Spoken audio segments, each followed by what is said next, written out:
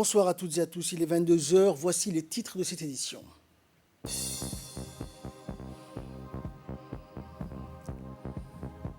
Le ministre de l'Agriculture a visité la localité de Moulou dans la région de Dikil, et notamment les travaux d'aménagement hydro-agricole. Et dans l'actualité internationale, la Commission européenne a mis sur pied une nouvelle agence chargée de gérer les urgences sanitaires. Bonsoir à tous. Le président de la République, Ismaël Omar Guelleh, a rendu aujourd'hui un vibrant hommage à la mémoire de l'ex-président algérien Feu Abdelaziz Bouteflika, décédé hier vendredi. Abdelaziz Bouteflika a réussi l'exploit de marquer de son empreinte l'histoire de son pays, dont il aura entre autres permis d'accéder à une véritable réconciliation nationale, a indiqué le numéro 1 djiboutien. Son attachement au consensus et ses qualités de fin stratège sont indubitablement à l'origine du succès ayant entouré sa longue carrière politique, a-t-il ajouté. L'hommage posthume du président de la République est intervenu dans un message de condoléances adressé à son homologue algérien Abdelmajid Tebboune.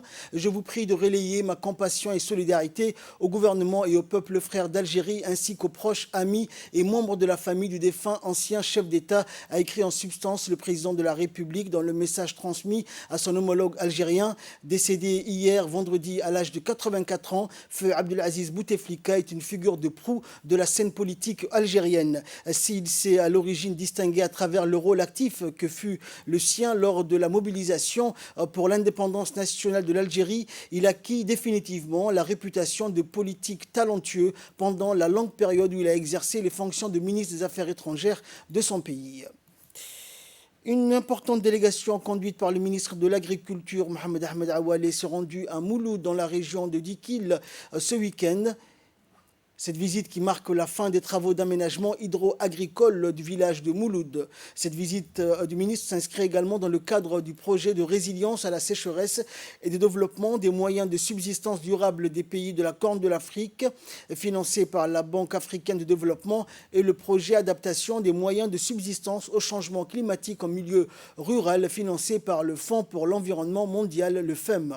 Ces travaux d'aménagement hydro-agricole du périmètre commun de Mouloud ont pour objectif d'améliorer la sécurité alimentaire, de réduire la pauvreté et de renforcer l'intégration économique et institutionnelle. Financé par la Banque africaine de développement, le Fonds mondial pour l'environnement et le gouvernement djiboutien à hauteur de 247,7 millions de nos francs pour la région d'Ikil. Les investissements également de la sous-préfecture de Mouloud d'un montant total de 77,7 millions de nos francs couvrent les besoins en infrastructures agricoles du périmètre commun, mais aussi les besoins en eau du village. Les travaux réalisés par l'entreprise NALCO, les programmes de résilience à la sécheresse ont prévu l'aménagement hydro-agricole afin d'éliminer les goulots d'étranglement systématique et avoir un effet multiplicateur en augmentant le revenu des producteurs agricoles à la hausse des prix à la production et à l'accroissement de la part de la production agricole destinée au marché et à la création d'emplois agricoles et non agricoles.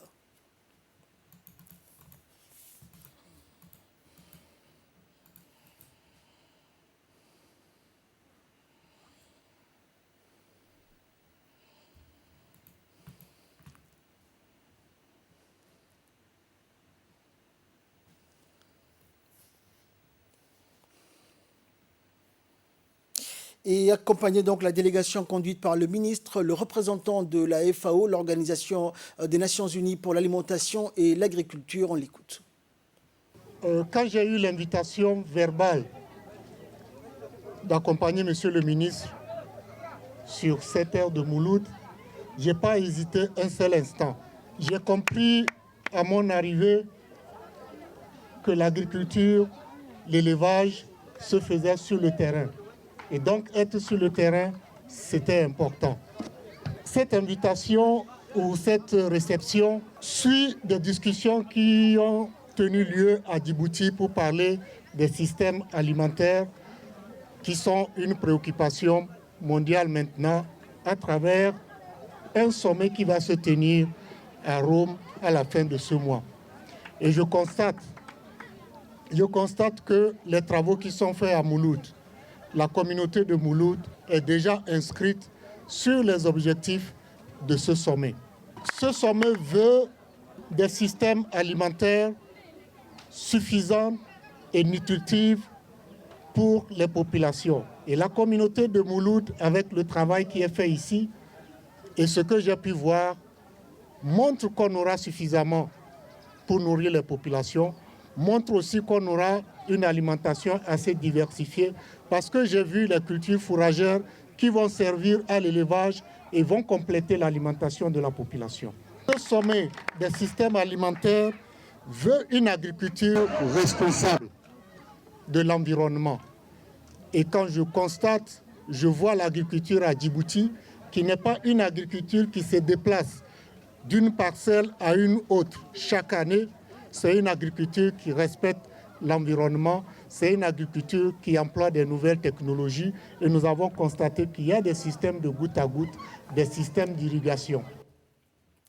Et toujours dans le cadre de sa visite dans la région de Dikil, le ministre de l'Agriculture, Mohamed Ahmed Awale, et sa délégation se sont rendus par la suite dans la localité d'Abaïtou pour visiter la ferme pilote agricole financée par l'Union européenne avec l'appui technique de la FAO.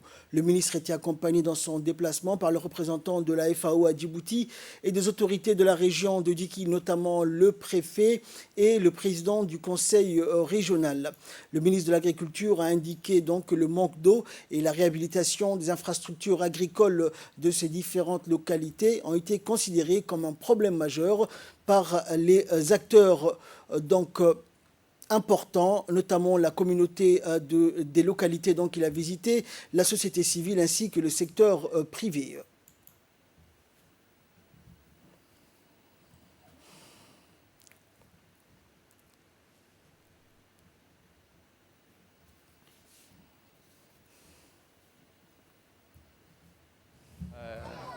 Ici, aujourd'hui, nous sommes à Mouloud, dans la région de l'unité de Dikil, pour inaugurer la fin des travaux d'aménagement hydro-agricole initiés dans le cadre du projet DSP, financé par la Banque africaine.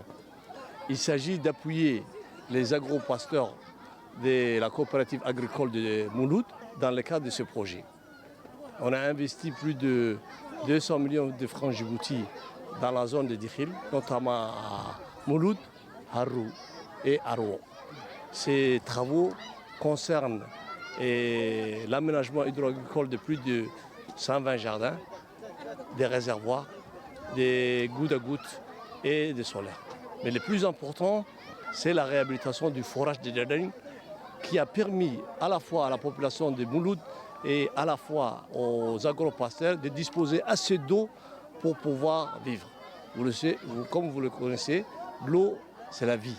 Donc aujourd'hui, à l'heure où je vous parle, il y a sur 4 forages, il y a 3 forages qu'on a fermés et il y a un seul forage de 40 mètres cubes qui est largement suffisant pour le village de Mouloud, à la fois pour la population et pour le périmètre agricole. Donc aujourd'hui, je suis vraiment heureux de constater, après une année de travaux, que l'objectif a été atteint. Maintenant, la balle n'est plus dans notre camp et administrateur, mais c'est plutôt aux agro-pasteurs de doubler. J'ai entendu que la production agricole était dans le temps 100 tonnes. Nous, on veut aller jusqu'à 200, 300 tonnes par an pour le village de Mouloud. Dans l'actualité également, une passation de commandement entre le colonel Idriss Omar Elie, chef de corps descendant du régiment interarmes de Dikil, et le lieutenant-colonel Ibrahim Youssouf Dabar, nouveau chef de corps de ce régiment, s'est déroulé donc le 15 septembre dernier à la place du rapport de ce régiment. Cérémonie donc qui a été présidée par le général de corps d'armée Zakaria Cheikh Ibrahim, chef d'état-major général des armées, et qui a vu la participation du colonel-major Mohamed Kayad Guelleh, sous-chef d'état-major à la défense, du colonel Abdillahi Abdi Farah, directeur général de la police nationale, et de tous les hauts responsables des forces armées djiboutiennes. Notons également la participation du préfet de la région du Dikil, du président du conseil régional et des notables et locales de cette région du sud du pays.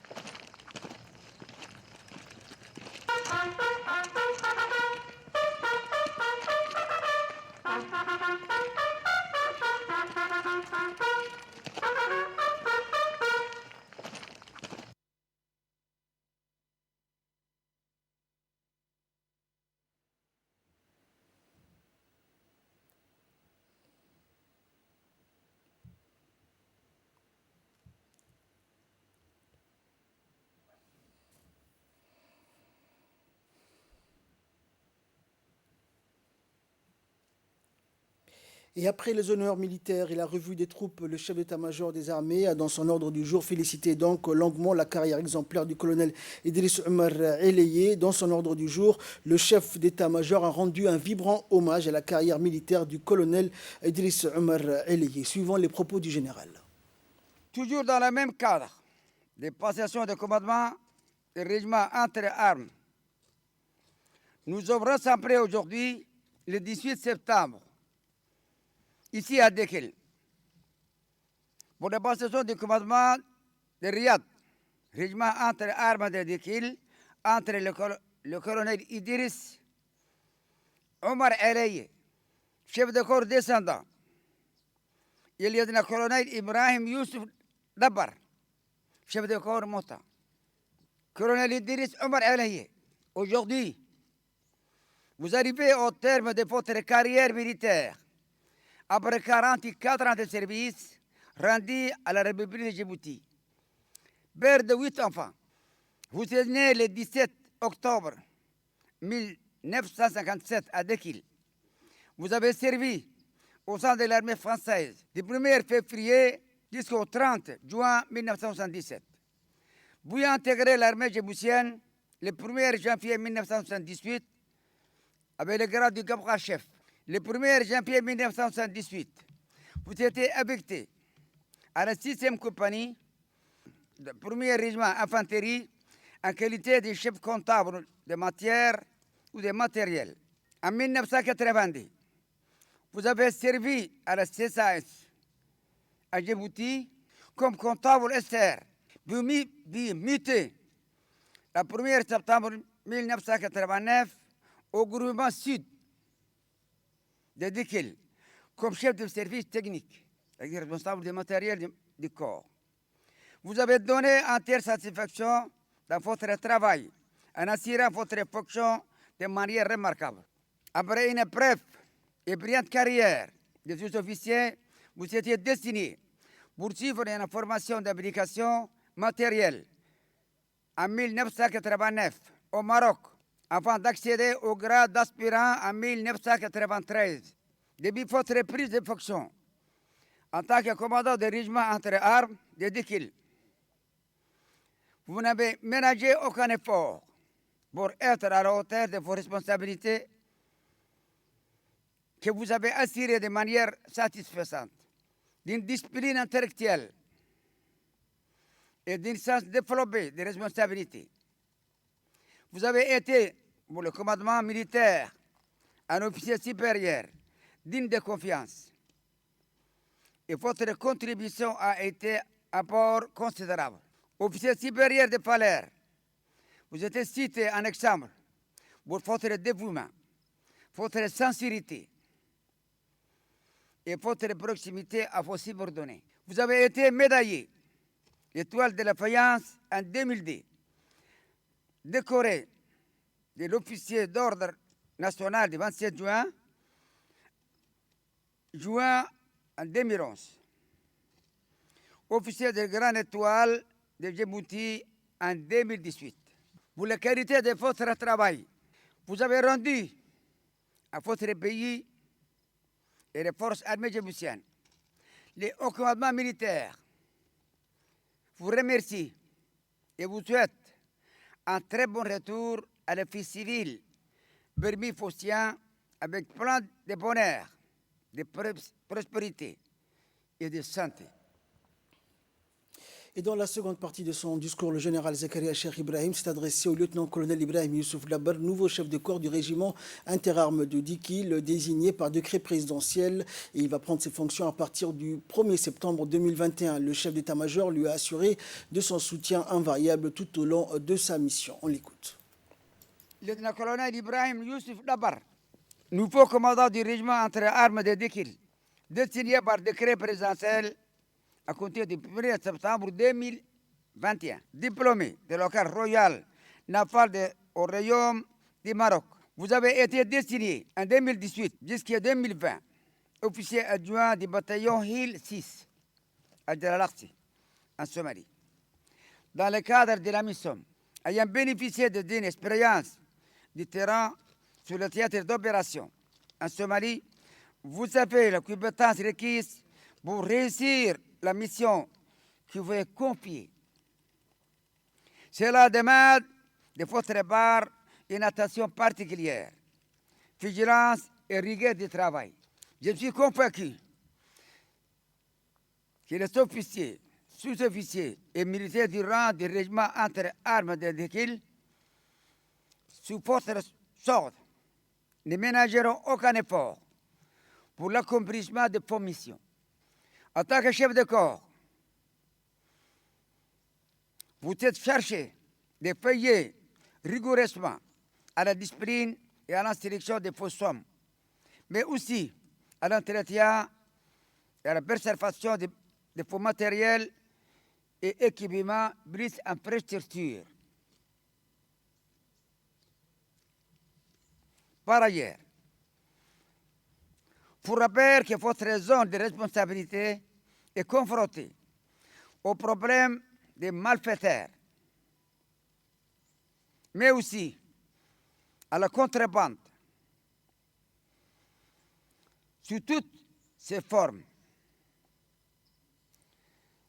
Il vous appartient de combattre ces phénomènes qui nuisent considérablement à l'économie de notre pays. Les travaux en cours de réhabilitation de vos cantonnements feront partie de vos priorités afin d'améliorer les conditions de vie et de matériel de vos troupes. Aussi,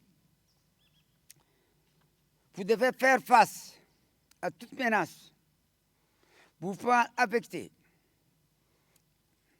le corridor routier numéro 1.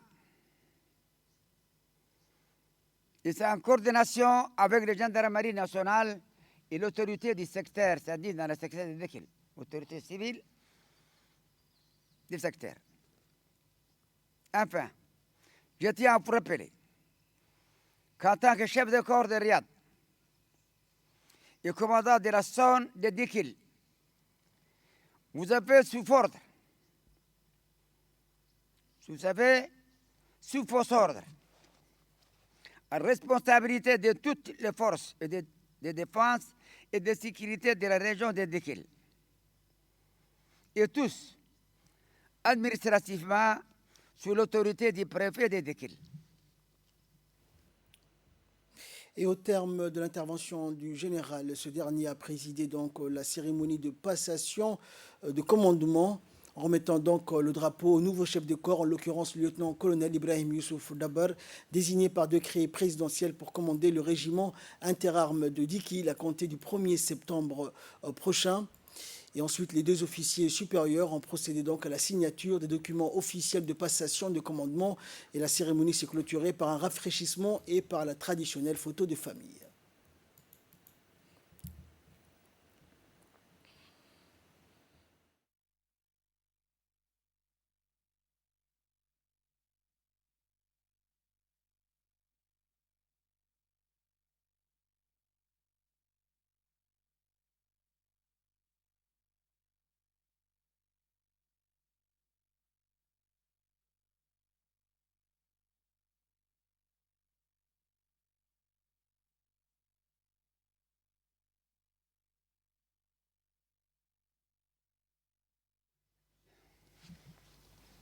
Officiers, sous-officiers et militaires du rang personnel civil de Dikil,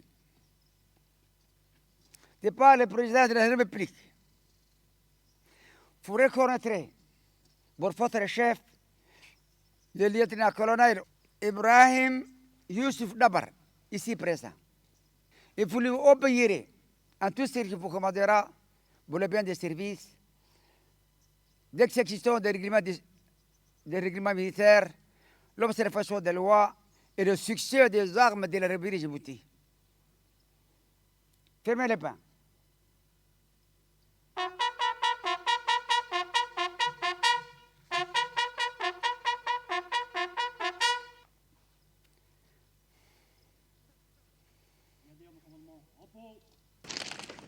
Gueule! Présentez. Présentez. Oh!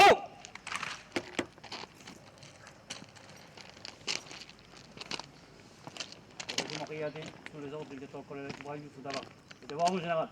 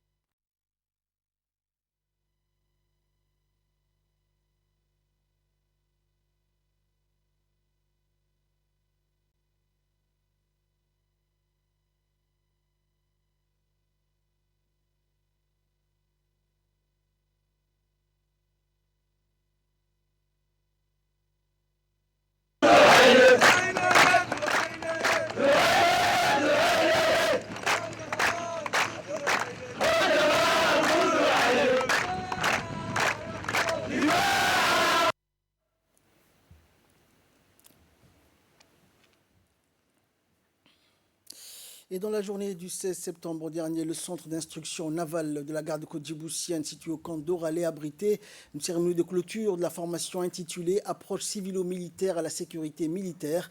La formation a été dispensée par une équipe d'experts américains au profit de 30 participants issus de la garde-côte et de la marine nationale. L'objectif étant de donner aux participants un aperçu sur les menaces maritimes transnationales et les outils nécessaires pour se préparer afin de gérer et de répondre efficacement à ces menaces. Les participants ont pu ainsi s'exercer durant la formation à travers des études de cas, de discussions échangées, des exercices en classe. Lors d'une courte allocution prononcée durant cette cérémonie, le lieutenant-colonel Kempfer, instructeur principal, a salué l'engagement et le professionnalisme dont les participants ont fait preuve durant toute la formation. Le lieutenant-colonel Mohamed Addaou Mohamed, commandant de la garde-côte djiboutienne par intérim, a pour sa part insisté sur l'importance de la coopération et de la collaboration entre la marine nationale et la garde-côte qui sont le fer de lance de l'action de l'État en mer.